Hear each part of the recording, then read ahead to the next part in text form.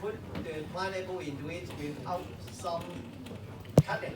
You cut it into small pieces and then you can still put it into it. For banana, you can squeeze into it whether you take away the skin or not, the peel, we say. Whether you take away the peel or not, you can still squeeze into it. So, what it can accept is a collection of soft, small size fruit. And then it produces fruit juice corresponding to the fruit you put into it.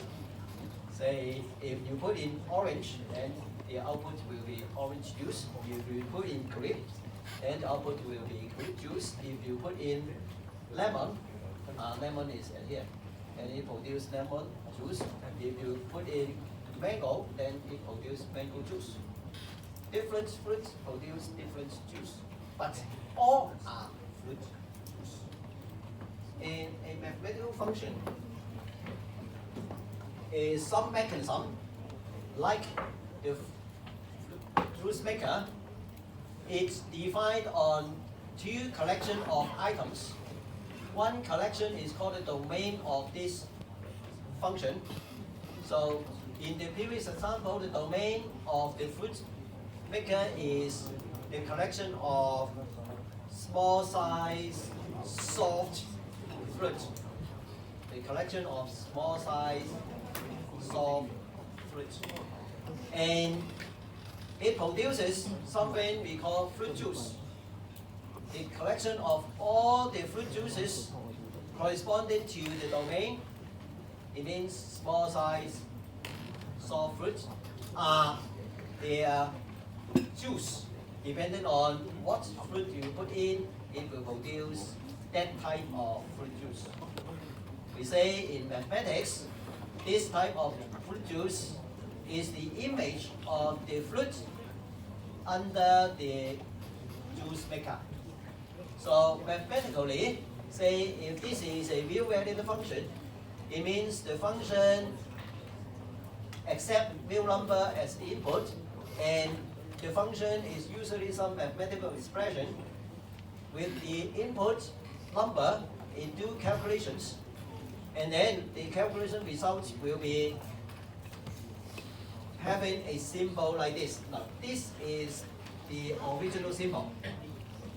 Some people do not want to write so many strokes. Use another simpler symbol to represent it. This is the original one. And this output is the image of this x. This x is exactly this one. They represent the same item. So the whole symbol represents the image of x under this f. This f is this f. Okay? This one is this one, this one is this one. This is the image of x under f. And if it is a real-valued function, then this is the set of real numbers, and this is the set of real numbers. This is the set of real numbers. Within it, it has a subset. And this subset is a collection of all the possible images corresponding to this x. Starting from the first moment until now, I say this is a function. In fact, it has three different names for this category of mathematical instruments. Function, of course, is one of this category name, function. Another one is mapping. Mapping means exactly the same meaning as function. So same as you have more than one name. So if you have three different names, each of these three different names means you. The same as here. Function, mapping is the second one. The third one is correspondence. Which is the correspondence takes exactly the meaning in this diagram. This is the image corresponds to this input. Although we say this image is the image of x under f, but it corresponds to x. It is in the range, corresponds to the x in the domain. The domain is the set which collects all and only those acceptable inputs which you can put into the function. The range is the collection of all and only images that can be produced by this function by taking the elements in the domain into it. Okay? Range. Domain. Domain is correction of the inputs. Range is the correction of the output, it means the image. They are corresponding to each other. That's why say correspondence. This one is called the correspondence. And so if you come from the Chinese secondary school, function is translated as ha so because of this word. This is sun ha, sun yi, sun ha, letter. Okay? That's why it's called ha so. So it's not translated from function.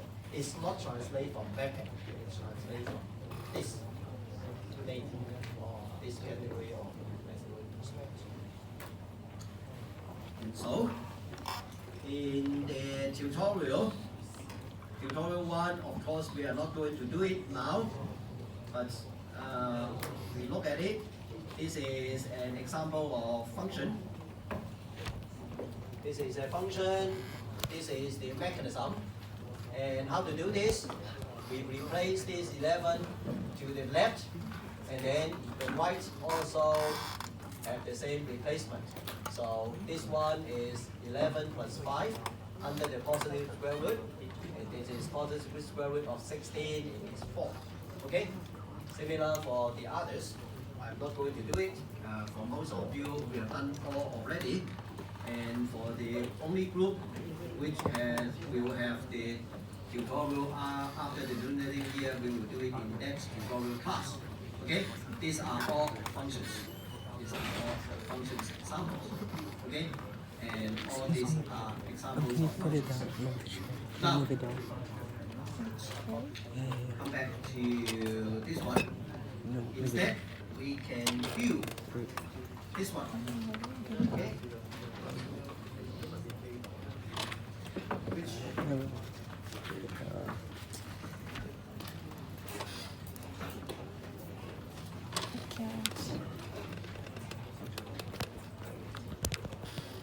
what about like this? Yeah, that works. Thanks. Now, in order to save up the time, I give you all the answers, which I typed it already.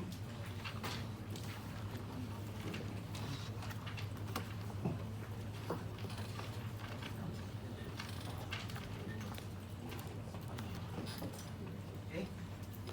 Now, these are the questions. The SI are the answers corresponding to the questions.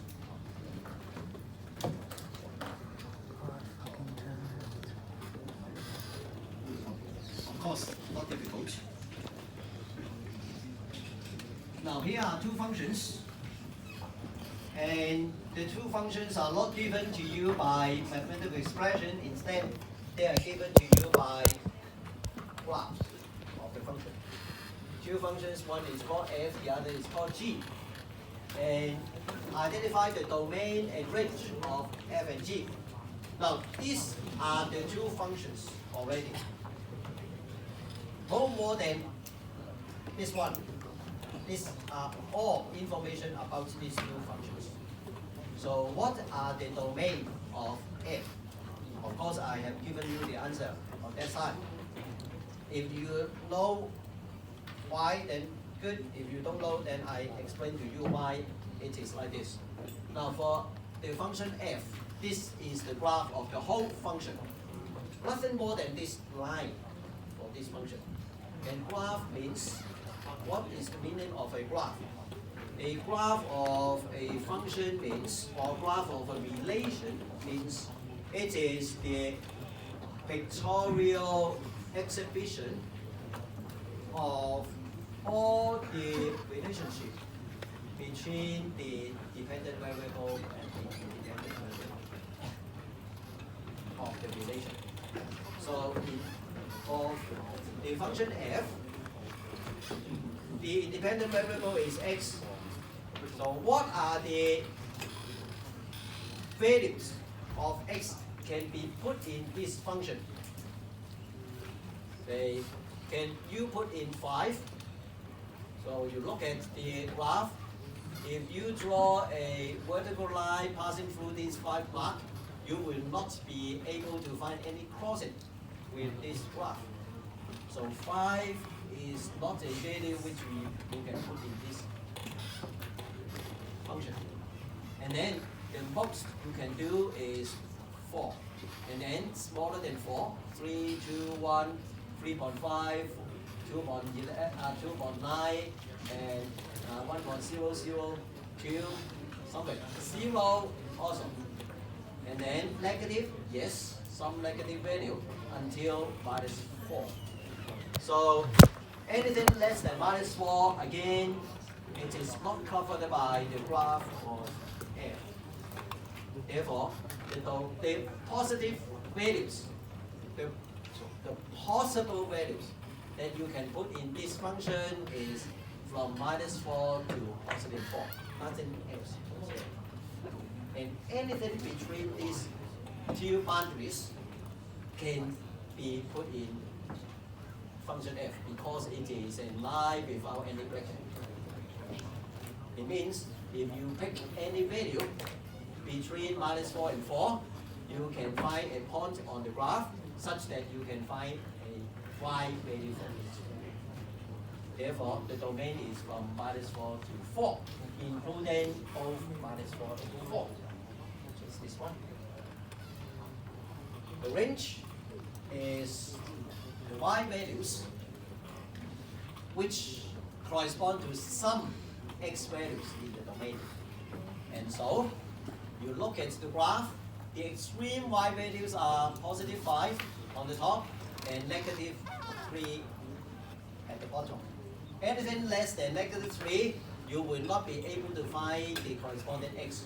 Anything greater than 5, you will not be finding any x corresponding to it. So the range is from -3 to +5. And since this graph does not have any breaking point, so all the y values between -3 and 5 would be able to find the corresponding x in the domain of this function. So the range is -3 to 5. And similarly for t, you look at the x horizontal axis, the extreme value for the function g is +3 on the right and -3 on the left. So the domain is -3 to 3, including both -3 and 3.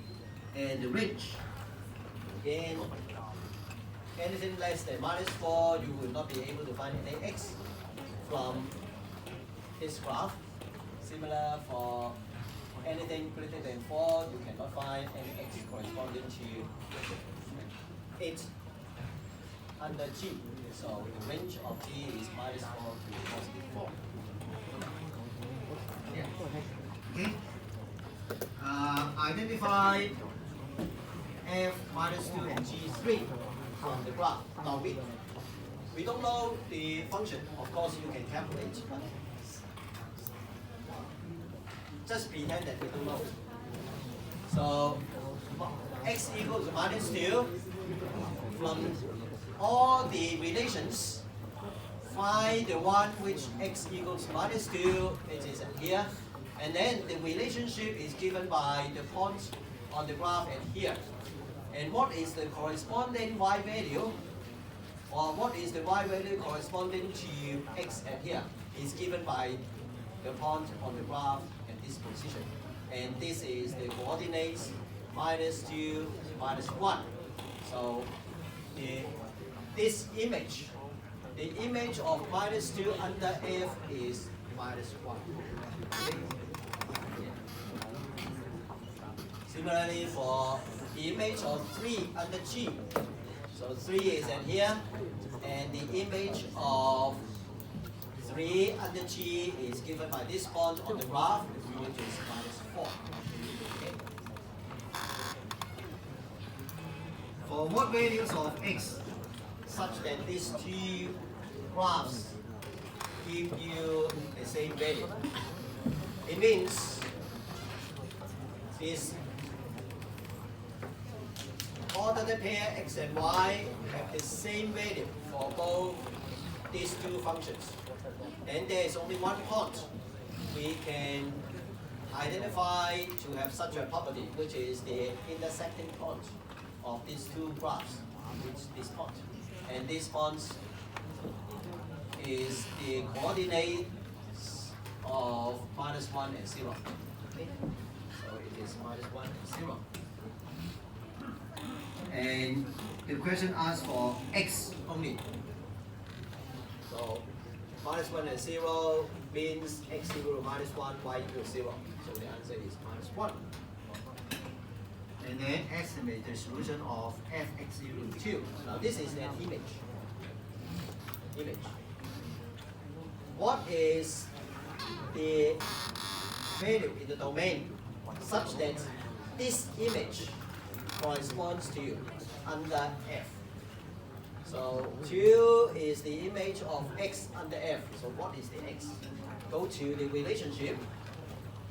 2 is this one, and then the relation is given by the point on the graph of F of this particular position. And this position has the coordinates x equals to 1, y equal to 2. It is 1, 2 point. So this image, 2 is the image of 1 under F. So the answer is 1. Estimate solution of gx equal to 0. The same. Now gx equal to 0 has 3 instances. This one, and this one. 3 instances. Okay? So we have to do it one by one. For this one, this corresponds, this is the image of g corresponds to x equal to 2. This one is the image of g corresponds to x equals to 1. And this is corresponding to x equal to -1. So -1, 1, and 2. Okay? This is the meaning. Okay?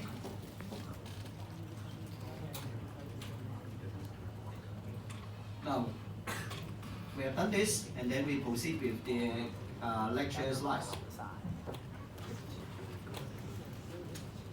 Any question on this? I expect all of you should find it easy enough. Any question? No?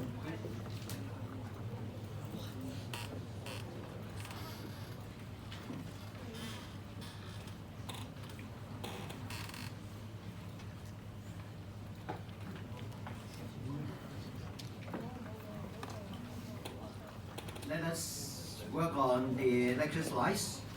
Now I jumped to something quite late in this set of slides first, which is this slide.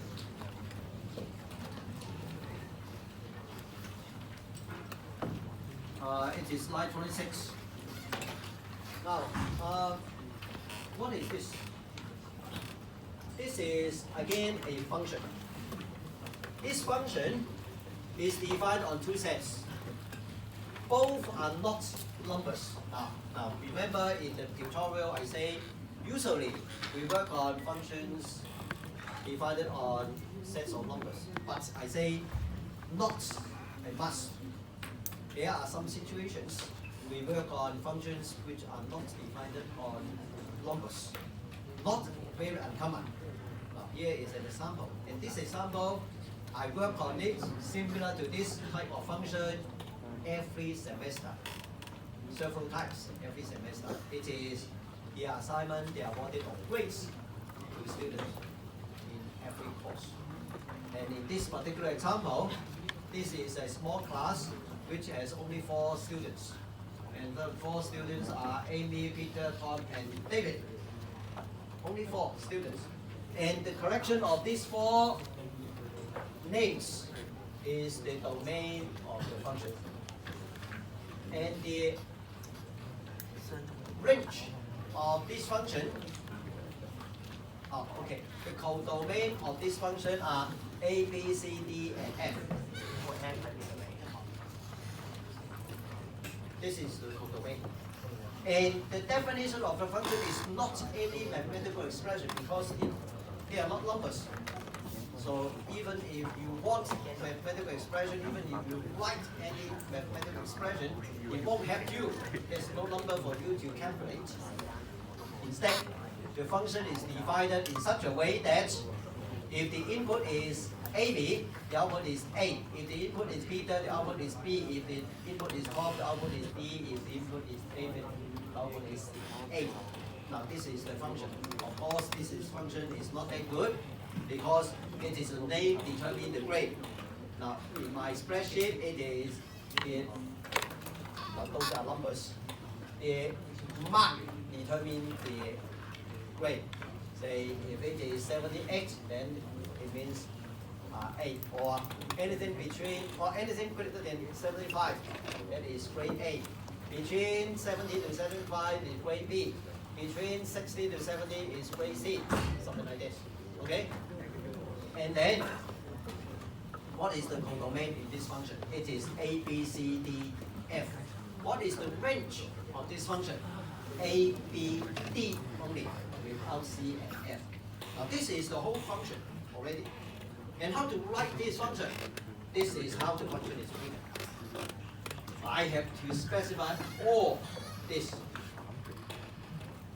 in order to specify the function. Of course, there may be different ways of writing, but it means something like this.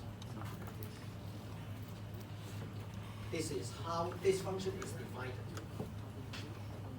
Now, do not challenge why it is divided like this, but you only appreciate how it is divided.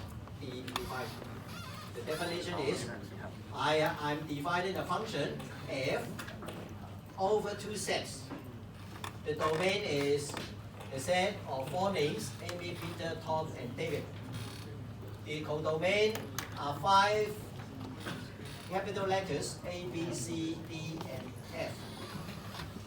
And the function, the operation are divided here. This is the whole definition of the function over the 2 sets.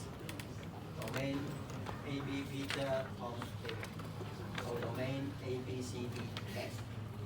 And then after looking at the definition, I know that the range is A, B, D, but no C. Okay, this is another type of function. And look at some more. Say this one.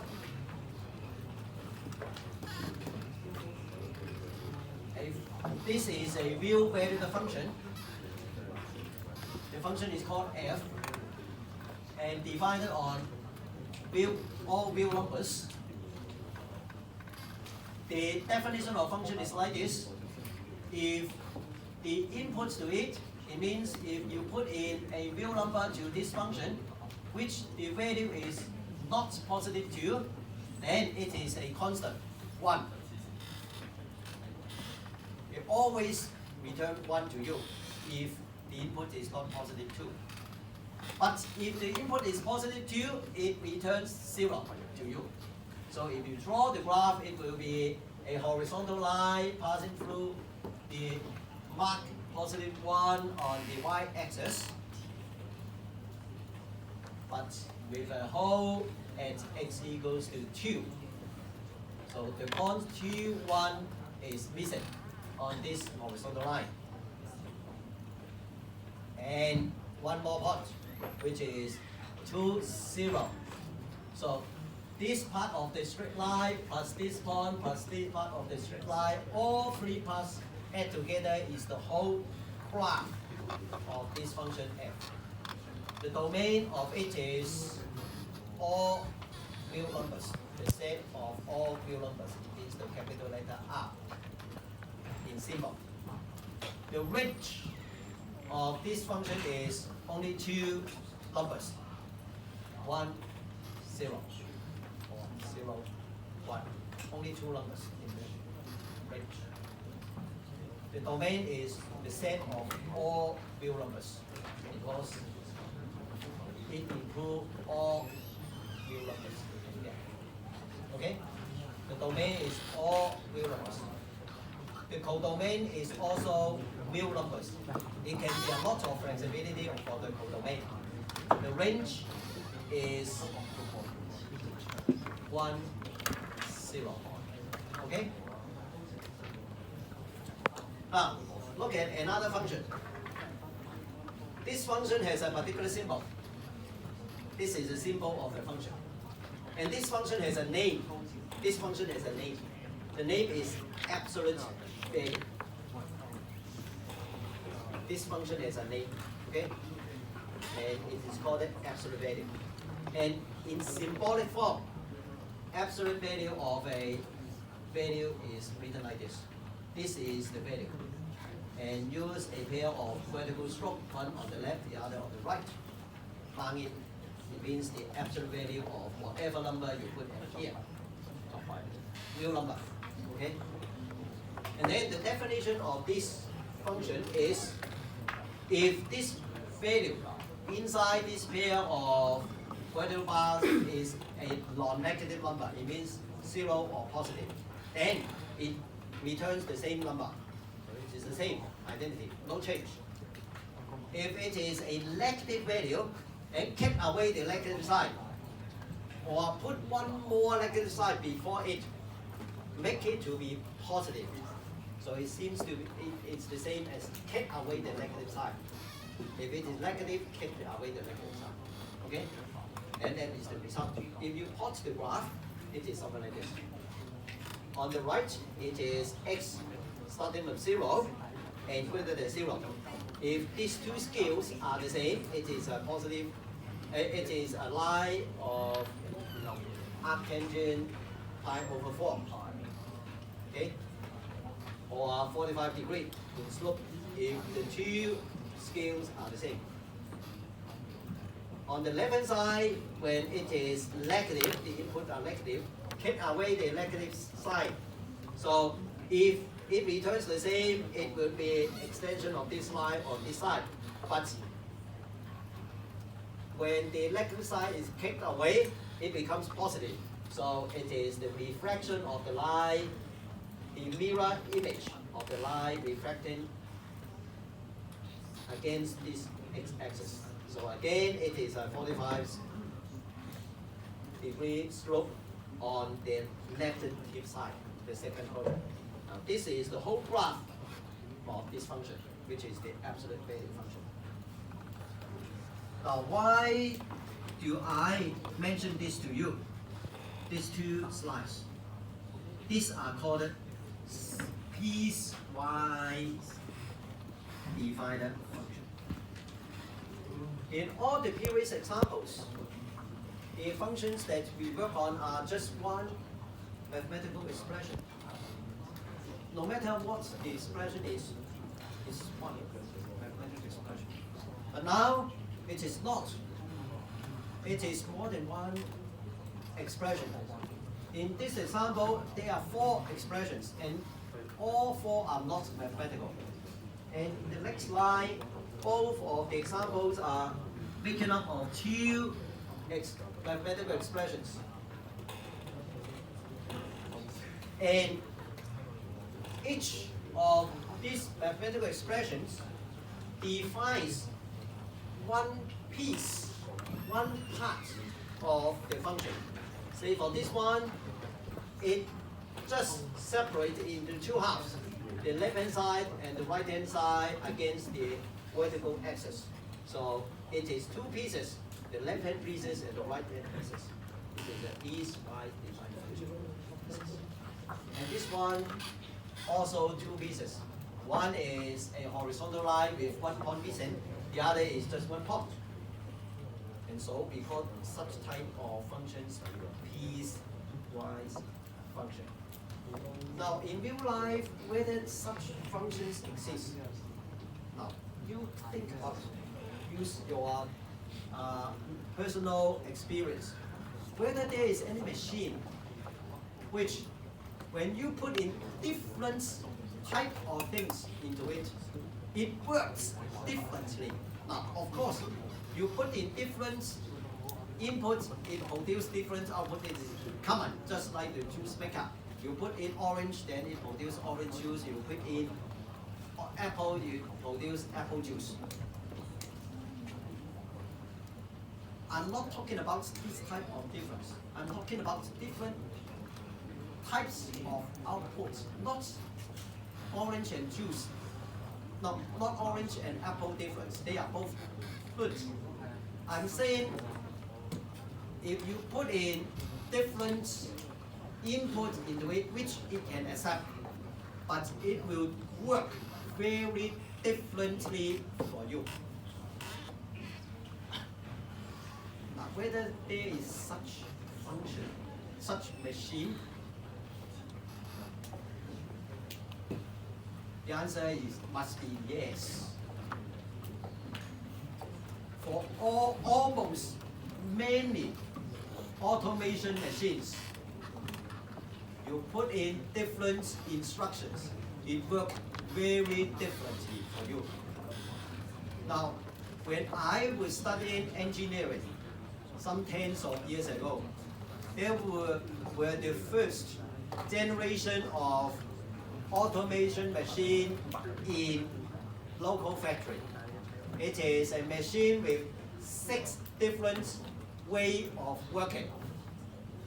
One is drilling, the other is lathing, and then gliding, and then sewing, and then filing. 嗰架 machine 咧個頭咧有六面嘅 ，depends on 你入去嘅 instruction 係點，佢會轉到同一個啱嘅方向，然後同你做，轉又得，鋸又得，菜又得，攞又得，刨又得，菜又得，6種嘢。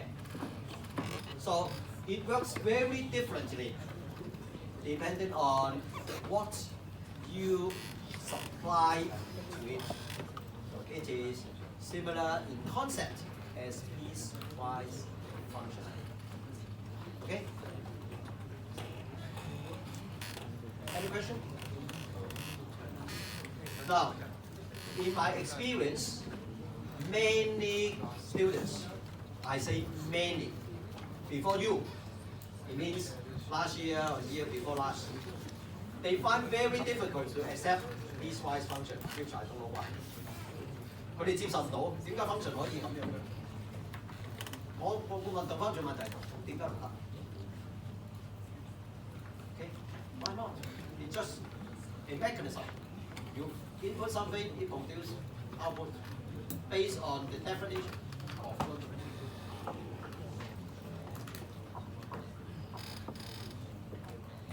So with this, we come back to the discussion of limit.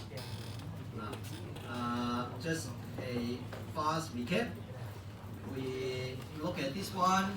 We say when x is getting close to 2, based on this relation, y is getting close to 4 from 2 sides.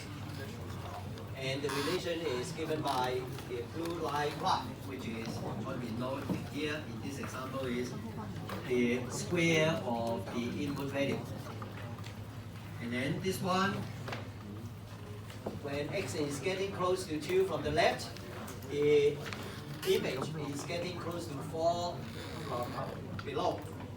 And when x is getting close to 2 from the right, the image is getting close to 4 from above. And there is a missing point in the graph, which is x02. And then we say the limit of this function when x is approaching to 2 is 4, because we check on the calculation table. The more and more we get closer and closer to 2, the calculation result is getting closer and closer to 4. So we say the limit of this function as x approaching to 2 is 4. Although 4 is missing in the function. In this function, the definition of function, it does not have 2 in its domain. It cannot have. And so, and here, we, instead of using the graph, we use some what we call analytical method to find the limit of the same function as x is approaching to 2, and then we, after calculation, we find that's the same value 4.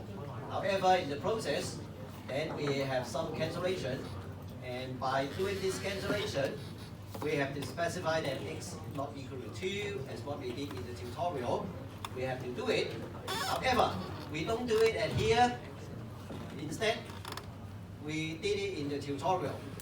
The difference is, at here we have the symbol limit at here. And in the tutorial there is no such symbol. And this symbol means x is getting close to 2. Getting close means it is not 2. Okay? So it says that it is not 2 already. So we do not have to say for x not 2. Yeah. And then we look at this example. We try this example compared to the previous one. It just changed 4 to 5. And these small changes make so much difference in the behavior of the function. And we try to work out the calculation as what we did in the previous one with this equals to 4. Then we find that the closer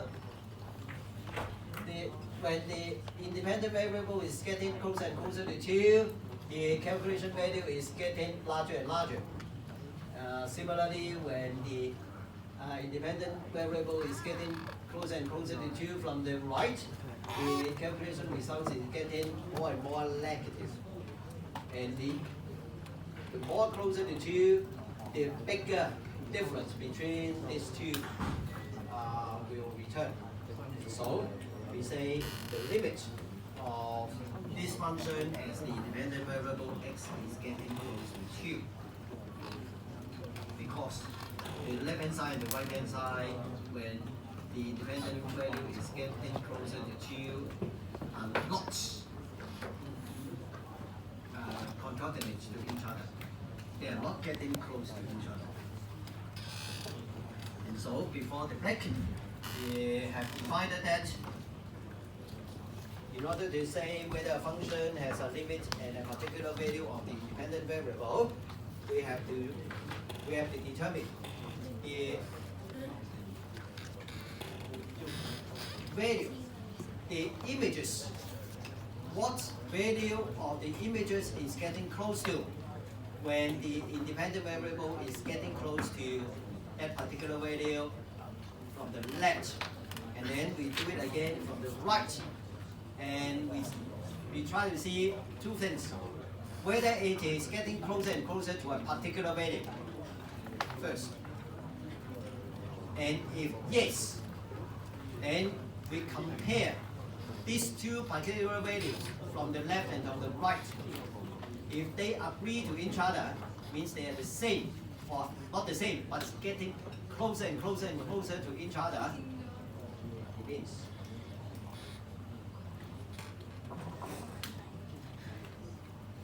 Like this one, it is getting close, 3.999, very close to 4, but smaller than 4. And this is very close to 4, but larger than 4. And the gap between the previous table and this table is getting closer and closer and closer. Starting from 3.9 to 4.1, the gap is 0.2. And then this gap is 0.02. And the gap is 0.002, and here the gap is 0.0002. So the gap is getting narrower and narrower and narrower. And if we continue to do this, we find that the gap will be getting even close, even narrow.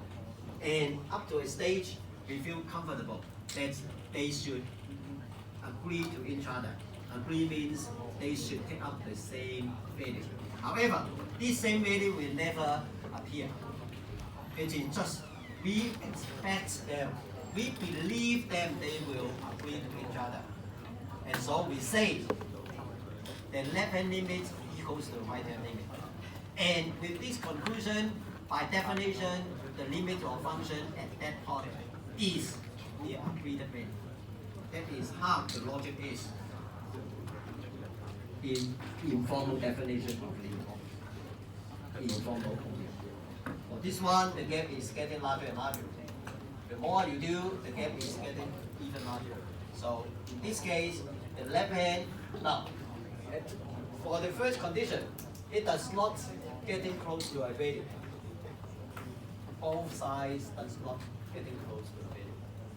And they are not matching. So no chance that we can say the left hand limit equal to right hand limit. No limit at all first. So no chance to say the equality of the left hand limit and right hand limit. If there is no discussion of the equality,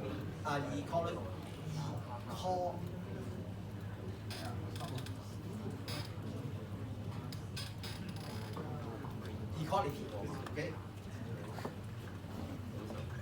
If there is no chance to talk about the equality of the left hand limit and the right hand limit, then we cannot say anything about the limit. In that case, we say limit of slope. Now,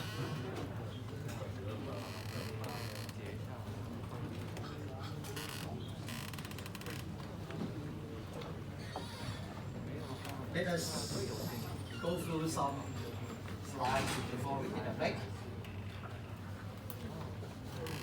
This is a graph of a function. Now we do not know the mathematical expression of this function. We are only given the graph, just like here. We are only given the graph of function, but still a function, because within the domain, we can determine approximately the image of the value in the domain. It means we know about the domain range and the relationship, which is the graph, and the relation of any pair of x and y given by the graph can be estimated from the graph. Now, no one can say exactly from the graph. It can only be estimated. Okay? So in here, you are also given the graph of a function. The function is called f, and the graph is like this. And again, this is a piecewise function, because for the input value on the left of positive 1, the behavior of function is given by this curve. For the input value given on the right of the positive 1, the behavior of the function is given by this part of the curve. Now this is the whole function already. And the circle here means the points corresponding to 1, 2 is missing. And when x equals 1, y equals 1, because the point at here is existing. The point at here is missing. So when we are talking about x equals 1, we should read this part of the graph, but not this part of the graph. Okay? What is the left-hand limit of this function as x opposed to 1 from the left?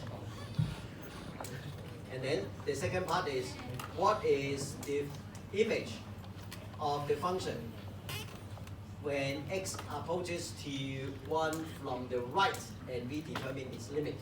So we determine the limit from this side, we determine it from this side, and then what is the limit of the function as x approaches to positive 1? And also, what is the limit of the function as x approaches to minus 1? Of course, it is an example. We have the answer.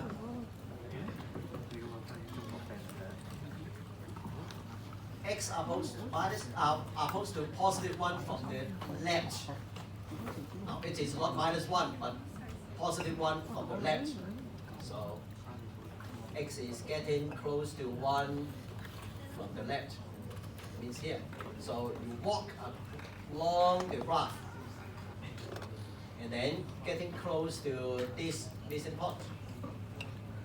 And the more you get close to it, the more you get close to this missing point.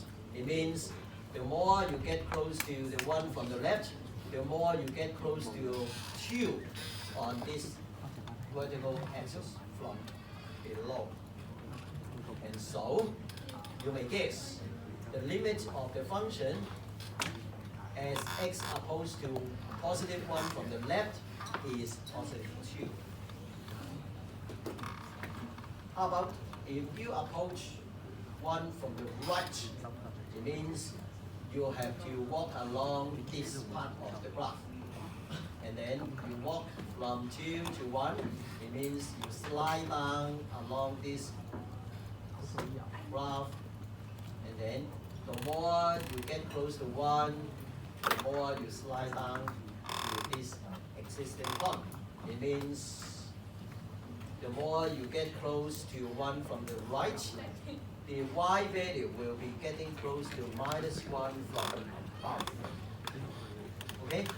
So you slide down here means the y value slide down here on the vertical axis.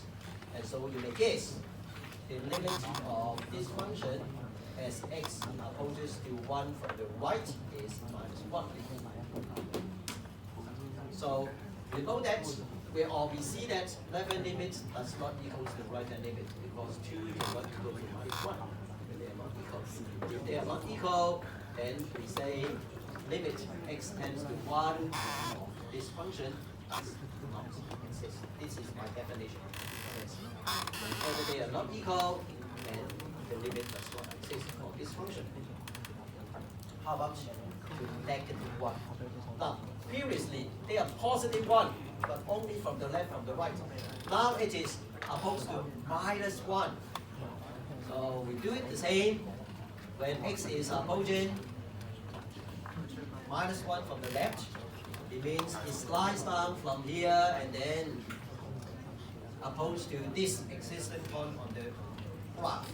It means the y value slide down along the vertical axis opposing to positive 1.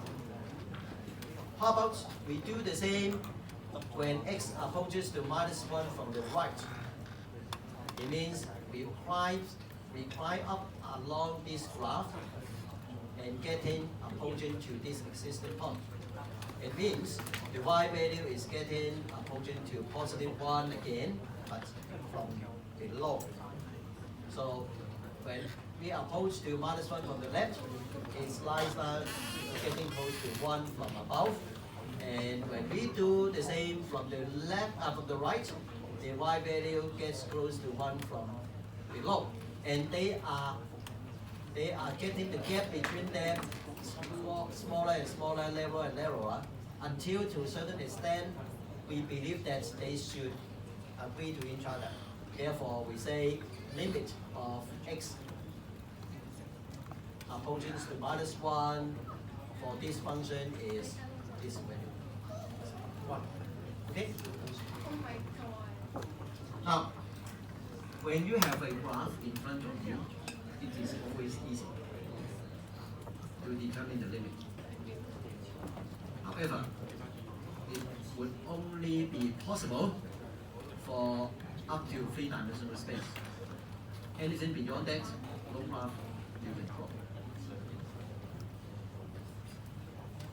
How about this one? How about this one? You are given this function, expression, and you are asked to determine how is the limit of this function as x approaches to minus 3. Then we can do similarly. Put the value into the expression and then calculate, starting from a value a little bit higher than 3, minus 3, it means approaches it from the right. And then we do the calculation, and we find that it is getting very close to minus 0.5. The more that you get close to minus 3, the more of the calculation results get close to minus 0.5. From the right, yeah, right, it means that you are walking on the blue line in this direction. While the x value is getting very, very close to here, you are walking along the blue line like this, approaching to this missing point. How about from the left? Do similarly. From the left, starting from minus 2.9, we do calculation and then getting closer and closer to minus 3. From the left, we found that it is getting closer and closer to minus 0.5 again. But this time is from the below. Minus 0.5. Yes. Okay? Oh, this is from the right. The previous table is from the left. Okay? This is from the right because the left is on the side. So it is closing up the gap around minus 0.5 and here. When you getting close to minus 3 from the left in the previous table, it means you are getting close to minus 0.5 from above. And then you do it in this table, you get the x getting close to minus 3, the image of the function is getting to minus half from below. The gap is getting smaller and smaller and smaller. And so we conjecture because it is the normal definition. So we conjecture that the limit of this function as x approaching to minus 3 is minus half. Now, once again, in this example, this point is missing in the graph. So we draw a small circle here. Why? Because if we put minus 3 into it, it will be 9 minus 9 becomes 0. And we better avoid this situation to happen. That's why we do not include minus 3 into this domain. So it is a missing point. And how about positive 3? How about positive 3? Can we put positive 3 into it? Again, no, not. We cannot. And what is the situation when we put positive 3 into it? It is at here. This function is the same as the previous one. This one, 3x plus 9 over x squared minus 9. This one. This is just, we do not draw anything on this side of the graph anymore because previously we are talking about the behavior of function as it approaches to minus 3. Now we want to look at it as x approaches to positive 3. There's so much difference. Although in calculation, we know that either positive 3 or negative 3 will give you trouble because of the denominator. But positive and negative makes so much difference.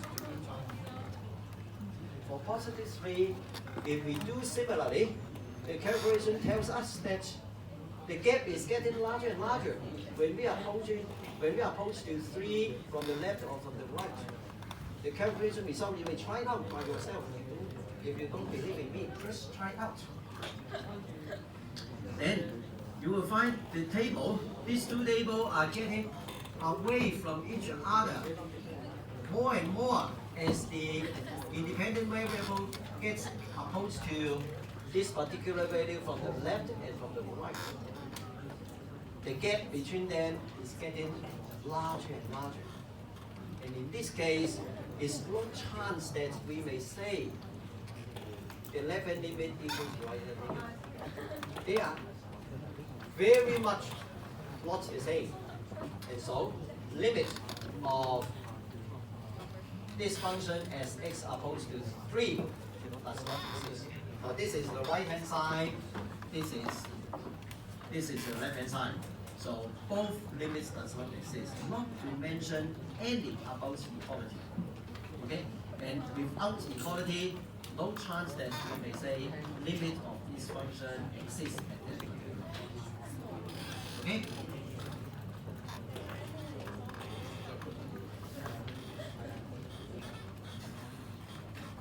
Now again.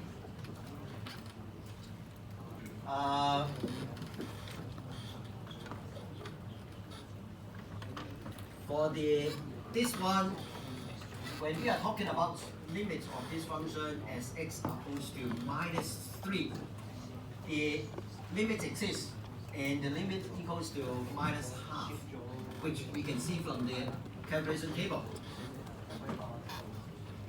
Because the gap is getting smaller and smaller and smaller and smaller, and you will say to a certain extent the gap is 0, although it will never be, but you would guess that it will be eventually. That's why I say conjecture. I'm not saying that it is absolute, but it is just come from my conjecture. And if we try to do some analysis on this function, not very difficult.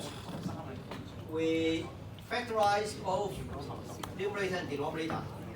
The numerator will become 3 times this factor. The denominator will be this factor times another factor. And then there is a common factor above and below. And we always want to cancel them out. Can we do it? So long as x is not -3, yes. If x is -3, no.